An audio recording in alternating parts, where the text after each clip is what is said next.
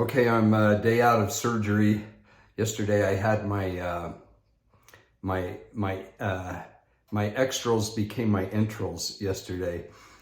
Putting everything back in place. Had a hernia, and actually had like two hernias in a sense. I had the belly button one, the navel, and then I had one down, in the junk area, let's just say. And Dr. Dunning at I think it's the South Ogden Clinic, awesome. Him and his staff. So they do the mesh, and I was like, I don't want the mesh. I've heard nothing bad about the mesh. So he shows me the mesh. It's the new mesh, new and improved. And he said, well, we won't know if we'll need the mesh until we get in there. But he said, just from the looks of things, and it's so humiliating to, drop your drawers. I don't know why, but it's just down in the junk, right? But my guts would come out, and I'd have to be tucking them back in all the time. And this is a fairly common thing from what I understand. I've heard just from friends and stuff. My buddy Frank, he told me the funniest story about his hernia. It's not funny until after it's all over with, but anyway, let's just say that many people witnessed his junk, right?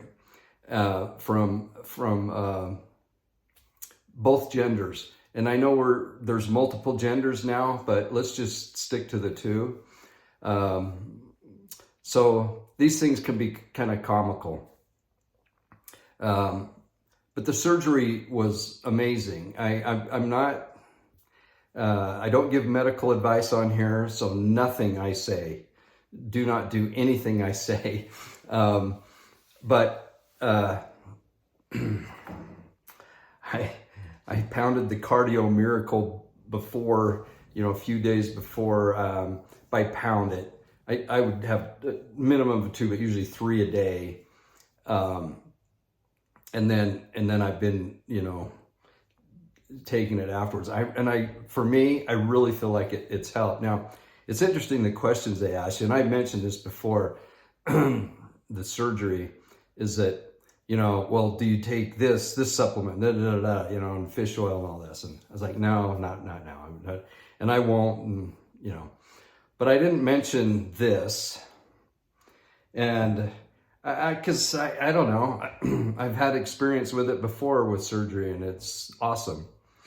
So obviously you can't drink stuff like right before, right? So it's and I didn't have a lot to drink because I don't want to be like right before surgery going, dang, I got to go to the bathroom, kind of thing. So Sue takes me down. So Dr. Dunning, he works out of a clinic in South Ogden, but he does surgeries all over. And this one was at McKD Hospital in Ogden. The staff there, you guys are awesome. Those warm blankets, they like heat the blankets up, and they'll put like 2 or 3 on top of you. Oh, okay. So here's another thing. No medical advice here, right? But they do my blood pressure, and I'm like 180 over, let's see, I wrote it down somewhere, but it's like 180 over, 100 and something. And they're just like, gosh, you're off the charts. You're going to probably blow a gasket. I said, well, yeah, you put, scopes and probes in me and shave my junk and get down in there. Yeah, I'm going to be a little stressed out. So after I got the warm blankets and stuff on me, it went down to like 150 over something. I can't remember. And okay, well, that's looking a little better. And it's like I guess this is my only complaint. Every time I go, which isn't very often, but when I first went to get the hernia thing, like I said, hey, I get these gurgly things and I get this big bulge down here. Not, okay, forget I said that. But anyway, he checks me out. It was a PA, really good guy, or a nurse practitioner maybe. Anyway, good guy. And he said, yeah, you've got a hernia. You got to get it checked out. So again, just checking my blood pressure. And I said, dude, I don't take these things very well. So I went and bought me one of these little gizmos. You know, you put on your wrist and do it. So I check it. And I'm probably not as good as I should be. But like this morning, I had 131/70. And it says that's normal. And I had 58 beats per minute. Was my pulse or heart rate. So here's what I think happens a lot is you go to a doctor and you're already like, and they check your blood pressure. Oh, we got to get you on some medication. And I don't know if this is the fact or truth or not, but that's just kind of how I feel, because medication, and I talked about this last video, it just seems to be, you know, now I know that there's medication for the high end and the low end, and, you know, it's just like, oh, and I'm sure it helps and saves lives. I just, see, my blood pressure is probably high now because I'm getting a little exercised, and I haven't been for, you know, I'm trying to be calm, you know. But I am a little bit, you know, hyper in that sense of when I'm talking to you and when I'm expressing views, you know, I get, but I'm not always, you know, hyped up on Mountain Dew. Now, I don't drink Mountain Dew, but I know good people that do. Not that there's anything wrong with that, as Jerry Seinfeld used to say. Anyway, I've been actually watching some Jerry Seinfeld. I know. It's a waste of time and everything else. Don't judge me. But in the recouping process, I've indulged in some Jerry Seinfeld old episodes. It was a busy time in our life, Sue and I, when Jerry Seinfeld came out, and I hardly saw any Jerry Seinfeld during the time period when it was, you know, fresh and new. And so it's been fun to go back and see how humor has changed so much and has to be so careful and correct. And this is kind of where I'm heading with this video. Let me see if I want to talk about any more. Okay, so what they do, I want to finish up on the operation. So so I had two anesthesiologists.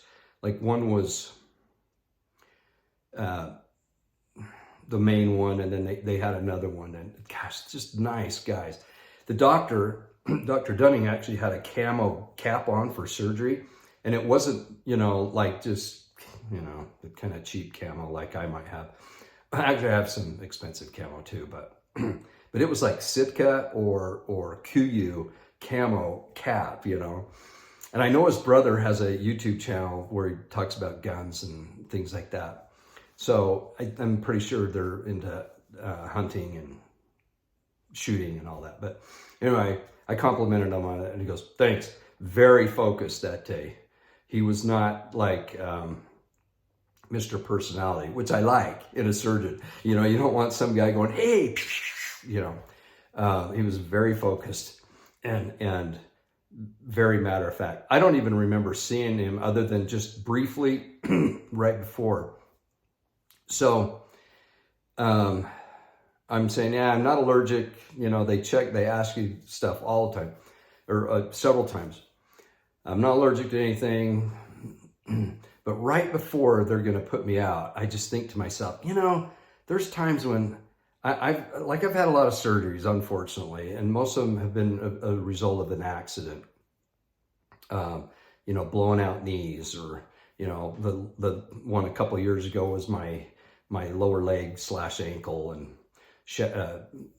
breaking the bone in half there, the non-weight bearing bone, and leaving it, thinking, oh, it's a bad sprain, you know, and then the bone dies, and oh gosh, so stupid. But broken noses, had to have surgically repaired a couple of times. Shattered my elbow in a fall. Just stupid stuff, you know, but most of the knees and that was either volleyball, skiing, things like that. And the knee replacement obviously was just, you know, the knee had been repaired at least twice, ACL major, but meniscus and all that. And then then they had to go in and scope it and clean it out years after that. And it just, the poor thing just wore out, and I was in so much pain I could hardly even walk. It was while I was a mission president, and the brethren gave me like this window in July. If you can get it done in July, go for it, you know. So I did. I had the knee replacement. So I've had those kind of surgeries where, you know, they're longer and all that. Well, you get coming out of surgery was a nightmare. Now the nose surgery was the worst when I was younger, because a lot of blood and fluid goes into your stomach. And then you get nauseated and all that stuff comes up. It's nasty. This is kind of gross. I'm talking about junk. I'm talking about, anyway, you have this process of coming out of anesthesia, and it's just like, ugh, and I'm fighting it. No, I hated that. So right before I'm going under, I tell the anesthesiologist, I said, you know, now that you have brought it up and I've said no to, you know, everything's fine, you know, just do it. I said, I have had occasion where I hate that feeling of trying to wake up. And he goes, oh, okay. He goes, I'll eliminate one of the drugs that kind of have a, we find sometimes patients have a difficult time coming out of if we do it. I didn't know there were multiple, you know, I thought they just gave you one thing and you're, you know, but apparently there's a cocktail mixture here. So the other thing they did is they gave me some painkiller right into the IV. And they said, we find that if we give this painkiller before that, it helps through the whole process. And I was like, okay, you know. So I get it, and I'm still on the bed, right? The normal, like a normal bed with the rails that come up and all that. And I'm getting wheeled in, and I can feel that. I said, oh, I can feel that painkiller stuff. And I'd already told him about the other, and he said, okay, we'll eliminate, you know, one of these drugs. So I go in and into the operating room, and, you know, everybody's all masked up and you can't see anything, or you can't see faces, you know, just eyes. And I get introduced to everybody, and I'm actually able to roll over, kind of scoot myself over from the bed to the operating table. And then I'm laying there, and they're super nice, you know, we're talking, you know, and I'm feeling it, right? I'm feeling it. It's the whole reason why people can get addicted, because it's a very pleasant feeling, I guess. But it's not real, you know, it's just not real, and you know it. And I had a bit of a panic, and I've had this happen to me before, where I think I'm not in control. I'm totally at the mercy of these people.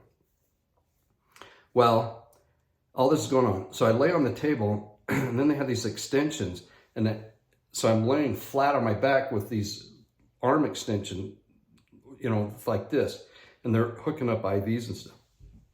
And I can immediately, he said, okay, we're gonna start the IV.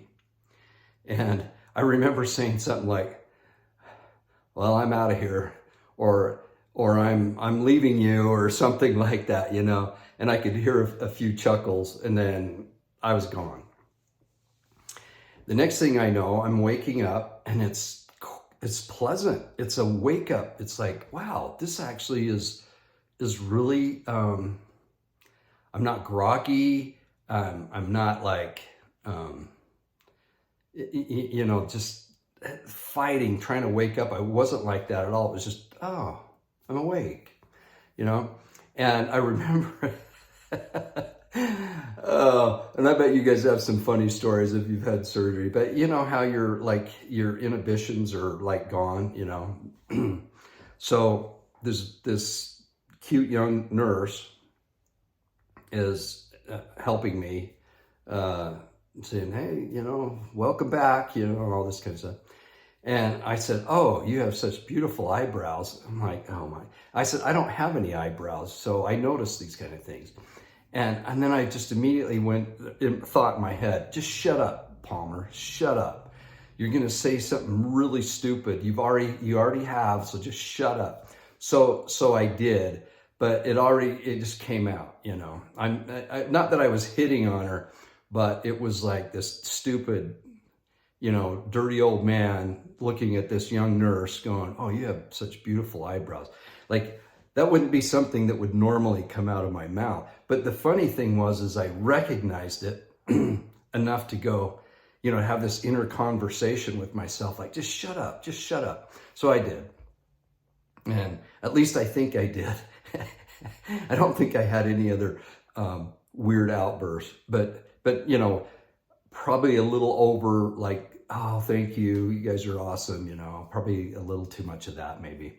And they're probably used to that, where, you know, it's like, okay, these are the drugs talking, not, this guy's probably an a-hole, you know, I don't know. But I got to stop that. In the last video, my daughter said that, in fact, somebody commented and said, it's the Ephraim mom or something like that, an Ephraim football mom. And she called me out on the last video for swearing. I was like, I didn't swear, did I, you know? And right after that, my daughter texted me or called me and said, Dad, why are you swearing in your videos? I said, I didn't swear. And she goes, yeah, you did. And, you know, they're technically farm words, but I did. And I don't need to do that. I don't like go around swearing all the time. Sometimes when I get a little animated or something, I like to use the word shiz a lot because that's Book of Mormon, and we're going to be talking about shiz at the very end of the Book of Mormon. And so shiz is a very, let's just say he's a popular guy in this household. A popular Book of Mormon. Oh, don't make me laugh. Anyway, where did I get off? Oh yeah, language. So I've got to calm that down, and I apologize. I don't need to expose some of my weaknesses on this channel. I told my daughter, I said, what you have to, you have to screen it before the grandkids can hear Grandpa because he swears too much, you know, kind of thing. Oh gosh. Okay, so where was I? So I come out of anesthesia. Now they gave me some, I don't have it here, but they gave me some, they gave me a prescription for some pain meds. They said, you know, it's going to be a little sore, you know. So I took one last night. I didn't like it. It took the pain away, and I could feel, I think it's Percocet or Percocet something. So it's the killer stuff. And they gave me like, you know, 5 or 6 tablets. And I took one last night and thinking, okay, this will help me sleep. It did just the opposite. My mind wouldn't shut down. The pain went away. So I'm using Aleve, like twice a day, once in the morning, once at night. And I think, and they said, that's good, that's fine. So, and it's not like excruciating pain, but it can get a little uncomfortable. Let's just say that. But so are the guts coming out, you know. I wouldn't say it was painful, it was just uncomfortable. And yeah, so what they do, they do the scope above, and well, they sewed up the belly button. They had no mesh, they were just sewed up. And that's where I had my appendix out. It was through the belly button. Oh yeah, that's another surgery. A belly button. And so just over time stuff that probably weakened, or I don't know, maybe it's because I'm fat, not super fat. It's the the vanity fat, maybe like I could do better, right? So anyway, there's always pressure on the belly button, because of the magic burrito, we call it, where it just gets bigger and bigger, right? You eat and it's like, what the heck happened here? Anyway, so they scope up above, do all the repair work, like I said, in the junk area, but there's no holes down there. That's a good thing, because you don't want the holes right where the hernia is, right? It's just more healing and more of that. So it's a really good thing. I can take the bandages off tomorrow and shower and do everything. I probably could have today, I think they said, but I took a shower yesterday and I haven't done anything, so I think tomorrow will be fine, right? And they're like, oh, Brother Palmer, you don't shower every day? Well, I usually do, but anyway. So I think that's the end of that. Just kudos out to all of those guys and gals. They're just top-notch, professional, nice, caring, genuine, all those good positive things. But the best one of all was Sister Palmer. She's the best. She drove me there. Actually, I drove there. It's a guy thing. I'm driving myself to the hospital. But then after that, it's been all Sister P, making sure, I do everything and taking care of me.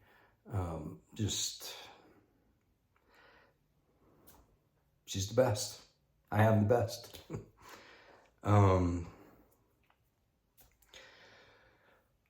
The drugs. Getting emotional.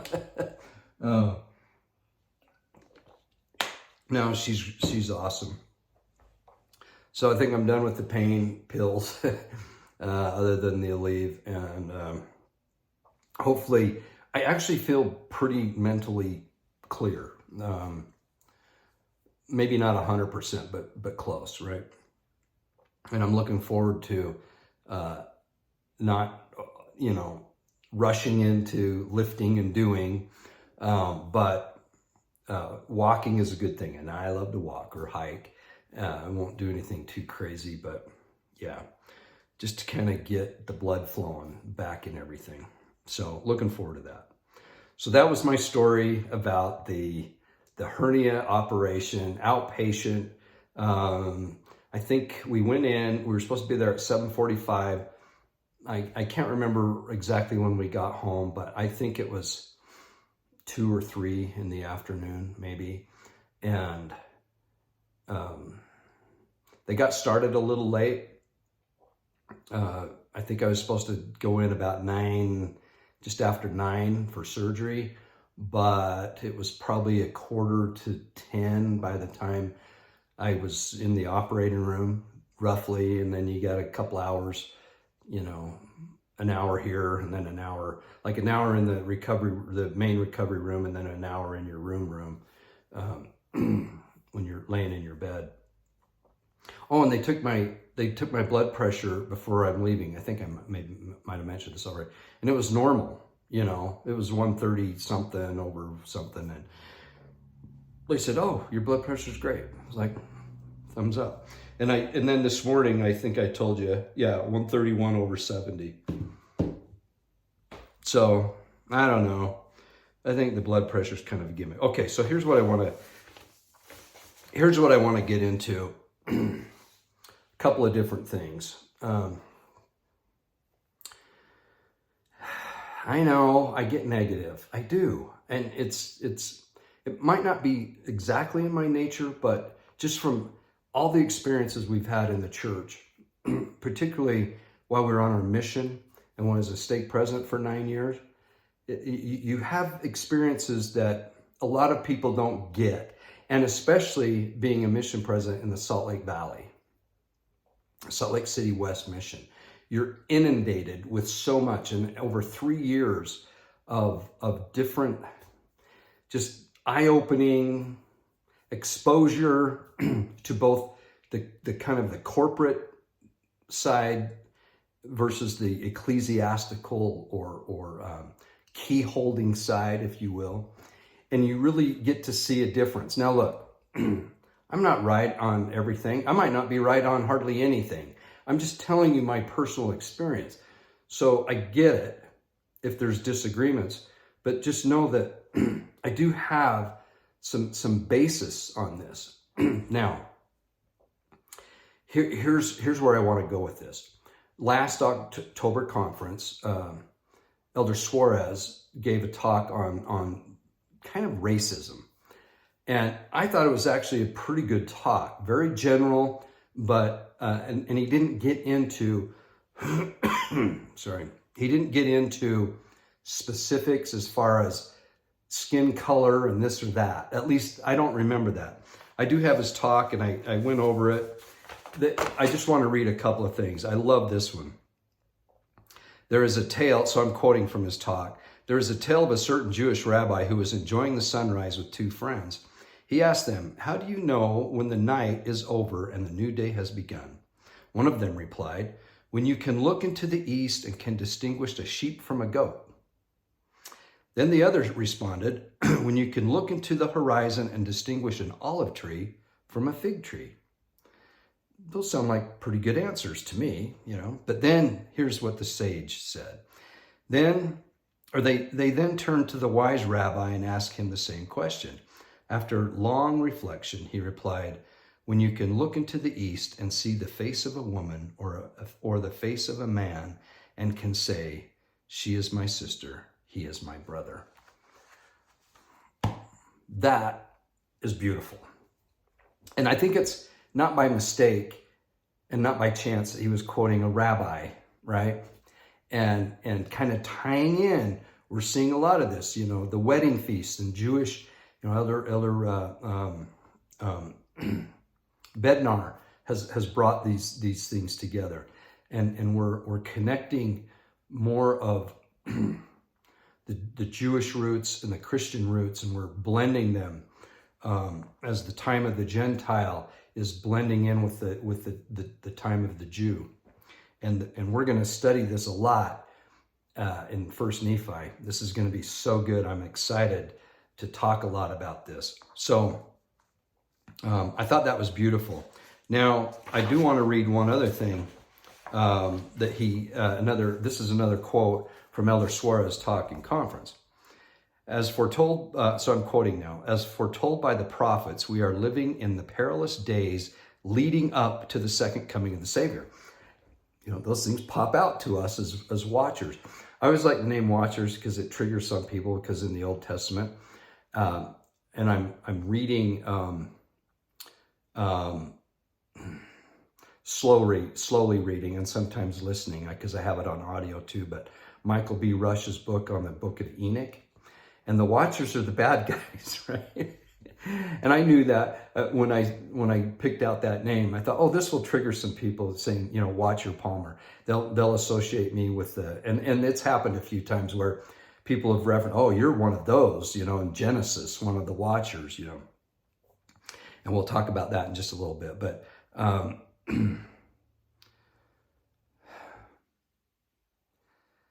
what did I get off? Okay, let me just get back to the quote. As foretold by the prophets, we are living in perilous days leading up to the second coming of the Savior. Okay, again, I'm quoting Elder Suarez last October conference. I think it was the Saturday evening session. The world is generally sorry, let's do this. The world in general is polarized by strong divisions, accentuated by racial, political, and socio-economic lines. Such divisions sometimes end up influencing people's ways of thinking and acting in relation to their fellow beings. For this reason, it is not uncommon to see people characterizing the way of thinking, acting, and speaking of other cultures, races, and ethnicities as inferior, making use of preconceived, mistaken, and often sarcastic ideas, generating attitudes of contempt, indifference, disrespect, and even prejudice against them. Such attitudes have their roots in pride, arrogance, envy, and jealousy, characteristics of a carnal nature. which are totally contrary to Christ-like attributes. This conduct is improper for those who are striving to become his true disciples. In fact, my dear brothers and sisters, there is no place for prejudiced thoughts or actions in the community of saints. I love that quote. Love that quote.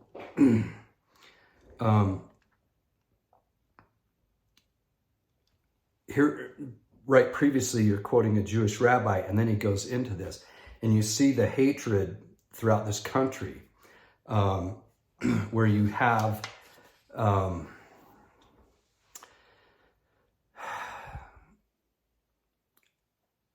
places of higher learning, you know, the most prestigious universities, and we'll just call it out, Harvard, and you have is it Claudine Gray, the disgraced, now resigned former president of Harvard. Horrible display of prejudice and hatred towards Jewish people, and then plagiarism and all the things that she's done. And she's making it about race, like oh, they're attacking me because I'm a black woman. It's totally ridiculous. Not taking any responsibility, but always blaming. And this is where we get into this diversity, equity, and inclusion. I have to read some of these things because but diversity, equity, inclusion, you know, the DEI. And this is permeated throughout the corporate world, through the schools, both on every level, and in the church, in the church, the corporation of the church. And this is where I get a little negative, but it just popped out at me, and I'll get into this. I thought Elder Suarez's talk was very apropos and general, and I loved how he, like I said, how he talked about the Jewish rabbi, and then he goes into this. He also talked about the Samaritan woman at the well, and how Christ, she's like, why are you even talking to me? But, you know, we talked about this with Messiah ben Joseph, and how the Samaritans, their tradition and their belief was that Messiah would come through Joseph. And that's how and then when Christ said, yeah, I'm from Joseph, his lineage is not only through David, it's through Joseph. And so she wouldn't have recognized the Messiah through David, because she's like, you're a Jew. So she was kind of like, she was not only surprised that Jesus would talk to her, she was kind of like, I don't know if I should be talking to you. You're a Jew. So it was going back and forth, right? Elder Suarez brought that up. So I thought that was really good too. But as the church is a corporation, they're stuck with this I don't know, I keep thinking DEI, diversity, equity, and inclusion. It's the only reason why this Claudine Gay was hired, was because of these policies. Not because they're more qualified or this or that. They're less qualified, but they meet the black woman, you know, blah, blah, blah. And then she I said perjury. That's not that. She didn't perjure. It's plagiarism. Sorry. I messed up on that word. I'm sure I did. Stealing other thoughts and ideas and actual quotes from other scholars and using them as our own and not giving credit, you know. And I think we all have a tendency to do that kind of thing, but when you're in a position of that and you're writing an actual paper, you need to acknowledge. I try to do it just simply on this channel, where if it's a thought or an idea of somebody else, you know, I'll give them the credit. I have to be very careful on coughing. Okay, so this ties in now. I think Elder Oaks gave a talk a couple of more conferences ago on racism, that kind of thing. Now, let me get into the thing that brought this up. So we live in Utah, and we have a Utah area presidency. Now, these are these are general authority 70s. This gets complicated. They're not area 70s. Okay, but they're general authority 70s, but Utah has its own area, and then you have an area presidency, and it's Elder Pearson, or you could say President Pearson, because he's the president of the Utah area. He has counselors and assistants. We experienced this as a mission president, Sue and I, presiding over the Salt Lake City West mission, where we had a similar thing. We had Elder Craig Christensen as the president of the Utah area, and he had counselors and assistants. And usually the assistants are new 70s that get their training here in Utah, and then they'll ship them out overseas somewhere usually, and they'll get an overseas assignment. But so we had a Utah area training that I think came out in November for leadership, and now it's for the low end totem pole people that don't have leadership callings. Now the little people get to hear, what our local leaders heard in November. Okay, that was a little bit sarcastic. I'm sorry. So it's Elder Christofferson gave the first talk, and I wish I could quote it, but it's on video, and it's probably just for Utah, and I don't even know if I could find the link. It might not even be available anymore. But it was for Utah specific. So this really got my attention. I wasn't able to, I was teaching primary. So it was the 5th Sunday lesson, and I was helping Sue teach primary. And so I didn't go in with the adults. I sat at the kid table, which is always funner anyway, and quite often more inspiring. And in this case, it was awesome. But we were all sent the link by the stake and by our Sunday school president, the link to watch the video. So I did. I watched them. And Elder Christofferson's talk was awesome. Basically, he said the joy of the gospel is focusing on the Savior and repenting. It's like, who would have thought? It was very general, very good.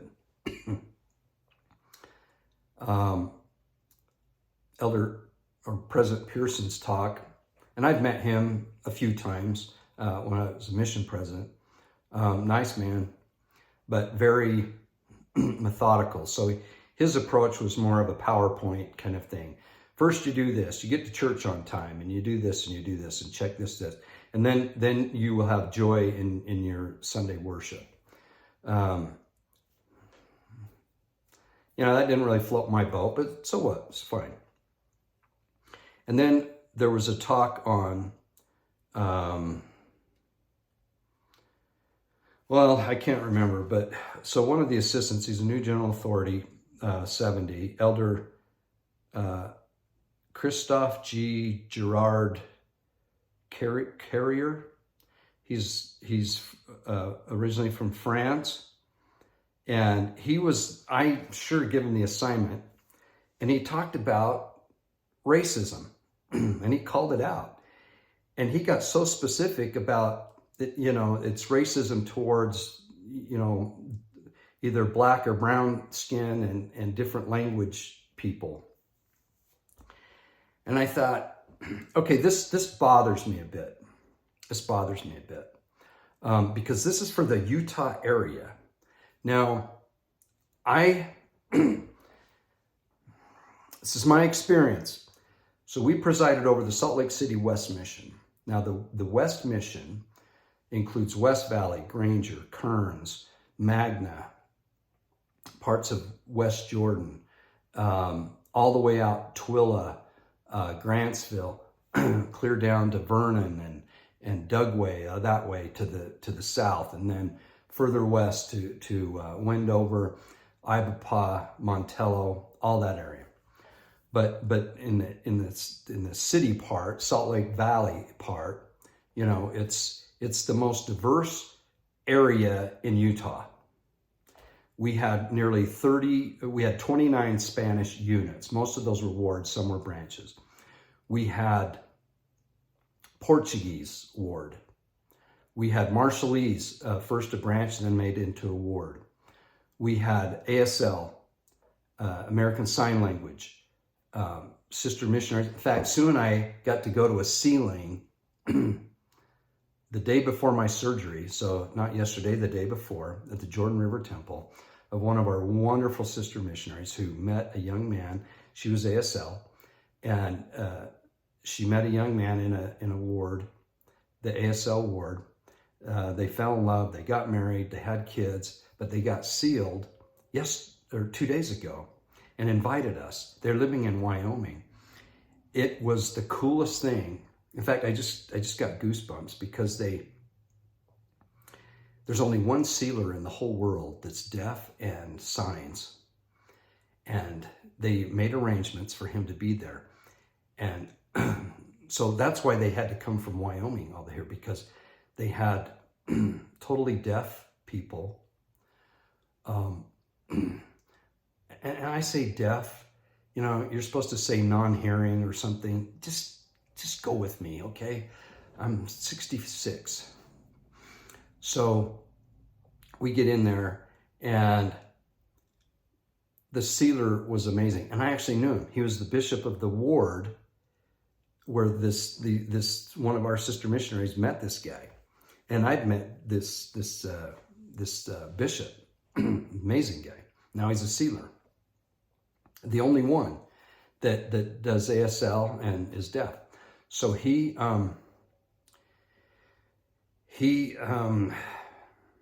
begins. So the groom, or the young man getting sealed, I never met him before. He's totally deaf, handsome, cool guy. He's actually going to be in a film.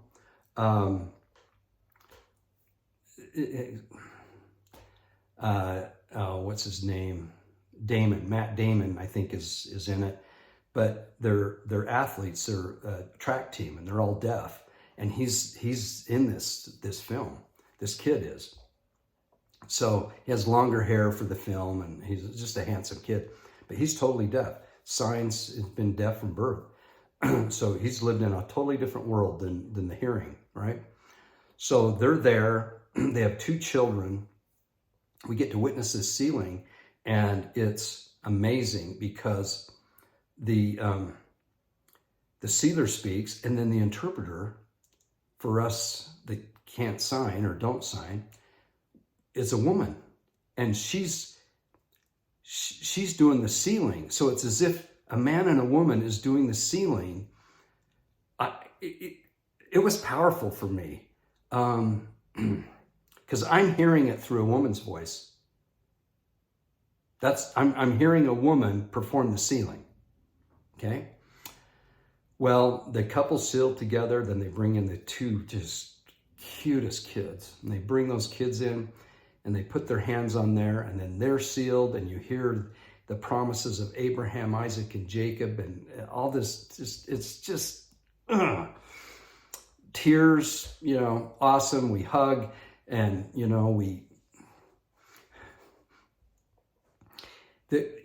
can communicate so easily when there's love, right?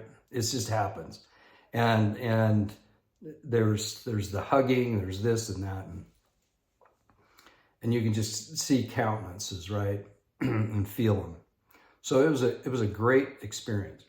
So we had Tongan, we had Samoan, all in our mission. ASL, the missionaries from all over the world, every skin color, every ethnic background, language from all over the world. Those missionaries came to us to serve in Salt Lake City West Mission. And South Americans,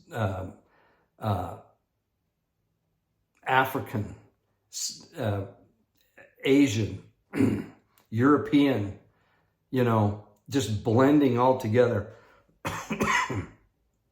from the South in the United States, from the Northeast, Northwest, mid country, all blended together. I never once within our mission and within the wards and stakes and branches and district throughout our mission, never once even sniffed out any racism. Never once. I could be naive, but this idea of critical race theory has permeated the church a lot within the church. And it's like, you're a racist just because of your skin color, because you're white. And this is white shaming. This is anti-whiteism is what happens. It's the only time I ever experienced racism was anti-white. And I was in a meeting where there were 2 gringo general authorities and 1 area 70 who was Hispanic. He was from Mexico.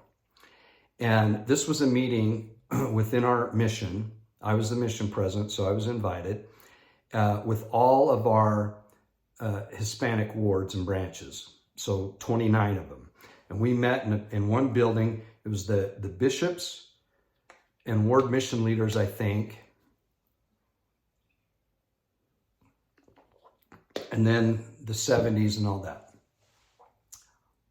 This is my experience. I was white shamed, not because there weren't other whiteys in there, but because I didn't speak Spanish. I was virtually the only one there that didn't speak Spanish. And I was introduced as that. Well, President Palmer doesn't even speak Spanish. I'm like, what the H? What the heck, right? So I get up and I said, well, all you gringos, and I said it that way, that speak Spanish, the reason why you speak Spanish is because you went on a Spanish-speaking mission. I said, I went to the Canada Halifax mission. Not a lot of Spanish speakers in the Canada Halifax mission in the 70s. There might be now, but I never ran across any Spanish speakers. And I served in Nova Scotia, Newfoundland, and New Brunswick. Never ran across Spanish speakers. A lot of French, but we communicated, in English. I said, that's not on me.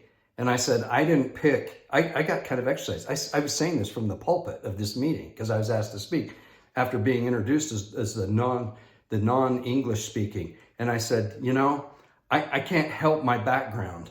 And I guess I could have learned Spanish, but I didn't. No hablo español. How's that? So we had, I would say, quite often at least a third of our missionaries were Spanish speakers, and we had a ton of Spanish-speaking missionaries. Many of them native Spanish-speaking, had to learn English. And so I picked up a few things. Never had trouble communicating. Love, respect, But one other time I was in a meeting, and this was in downtown Salt Lake in the church office building. And it was, again, focused on the Hispanic community. And there were women there were men and general authorities, and it was a smaller room. And again, the white shaming happened in there. And this particular language and skin color are the remnants of Joseph in America. And this is who we're going to focus on. And I just said, we're all God's children. And this focus on a certain language and skin color kind of bothers me. I just never, and I've talked about this before. I had a counselor in the mission presidency. I felt like I needed a counselor that spoke Spanish because mission presidency, if you have a convert baptism and there's some issues, whether they're participated in an abortion or had some legal issues and stuff, then a member of the mission presidency conducts the interview, not a young missionary, district leaders only. So I had just a great counselor who spoke Spanish. I can't remember where he went on his mission. I think in Guatemala, but I could be wrong about that. But he was gringo, but just the best. Well, they told me I had to get a new counselor that was brown, that spoke Spanish, and he was a former mission president and employee of the church. I was like, well, he's the wrong color. That's white shaming. That's white shaming. It's racism, but it's this diversity, inclusion, and equity. Equity is just, I can't stand it, but it's alive and well. So this elder, Christophe, and I don't want to attack him personally because I think he was probably given Gerard Career, and I know I'm butchering his name, but he talks specifically about the skin color, black, brown, and saying that you're probably not even going. He said this. He says it's in the churches, it's in the temples.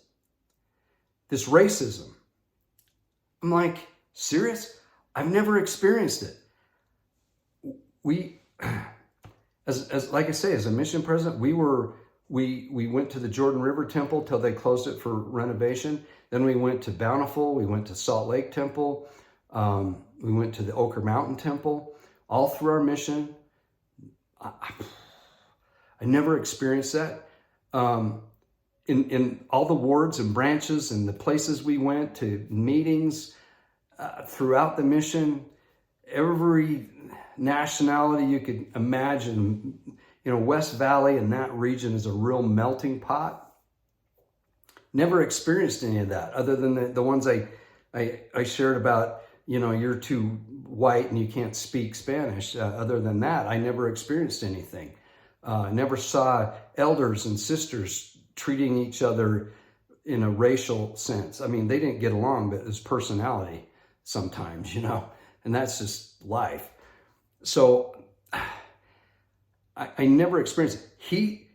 This was specific to Utah, and it was all about this racism towards black, brown, and different languages, and that it was in the church and in the temple specifically. And he said, then he brought up the question of, do you support or agree or affiliate with any groups or individuals teaching or practice are contrary to or opposed to those set by the church? Something like that's what it used to be. It might be worded different now. And he said, if you're participating in any kind of racism towards this group of people, then you technically shouldn't be going to the temple. And I thought, really, in Utah, is there really an issue of racism, or is this the corporate message that has to be spoken of because the church is a corporation and they have a diversity, inclusion, and equity?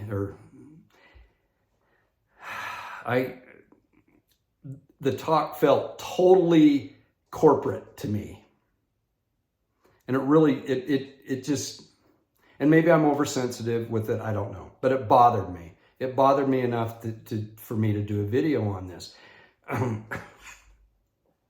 If you've experienced racism in the church in Utah, I'd like to hear about it. I haven't seen it. I haven't seen it. And you could say, well, you've always just lived in, all white community. And for the most part, that's true, other than our mission.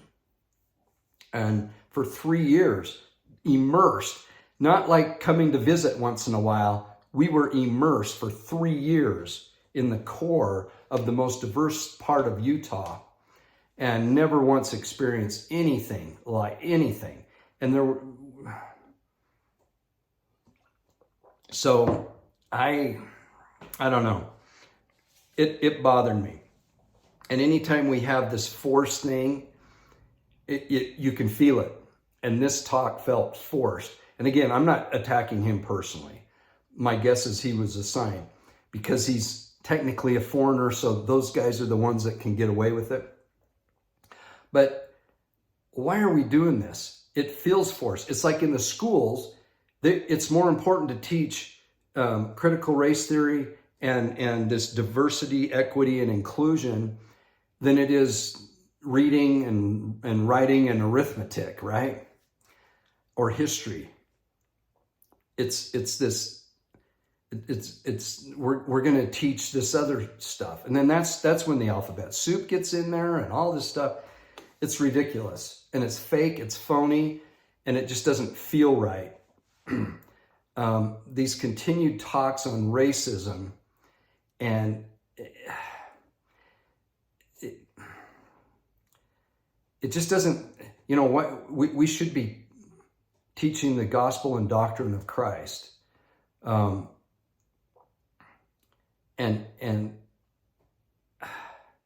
I know that includes loving everyone and not excluding anybody because of any kind of background.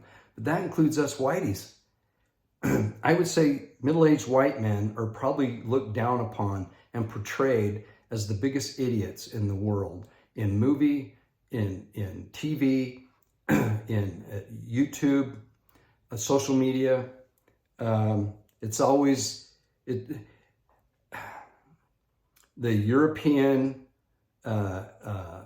English-speaking, lighter skin colored person now that is excluded just because that they of their skin color and their language. It's ridiculous.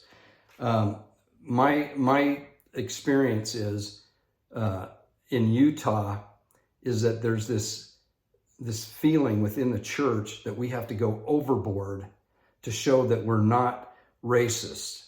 And I think a lot of it has to do with our background. And being 66, I grew up in the age where, guess what? There was exclusion. Yeah. And it wasn't brought on by me, right? I was a missionary in New Brunswick when that announcement came, where temple blessings were for everybody and priesthood. So, I don't know. I'll see if I can put the link to this and you can watch it for yourself. I'll see if I can find it and put it here. So I've chatted long enough. I can't think of anything else I want to bring up in this video. Hopefully the drugs didn't come through too much. I think I've got them out.